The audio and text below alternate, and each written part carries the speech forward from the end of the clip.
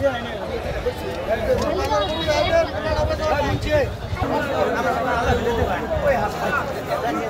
করেন দাম চাইতেছে 230, দাম করে মনে করেন 140, 60, 70, 80 এর উপর যাইতেছে না।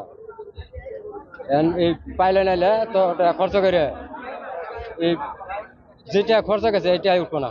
গরুটা বাড়ির দাম করছে 95,000, কারণ বাজারে নিয়ে আসি দাম করে 80,000। তাহলে গরু কেমনে বেচুন? এখানে গরু তো লস। খাদ্য ভুষির দাম যে দাম, গরুর ওই হিসাবে আমরা দাম পাচ্ছি না।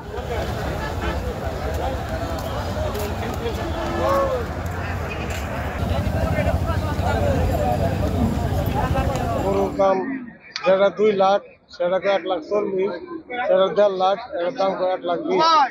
যে গরুটা বাজারে 1,50,000 টাকা দাম ছিল, সেই গরুটা সর্বোচ্চ বেচা হচ্ছে 1,20,000, 25,000 বা 30,000। তাতে লস।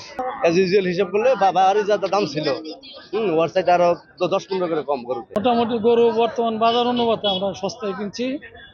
আশপাশে যে শেরপুর, নাইলতাবাড়ি, ঝিনাইগাতি এলাকা আছে, ওইগুলো ওই সমস্ত এলাকা আছে যে গরু মোটামুটি অনেক সস্তা আছে।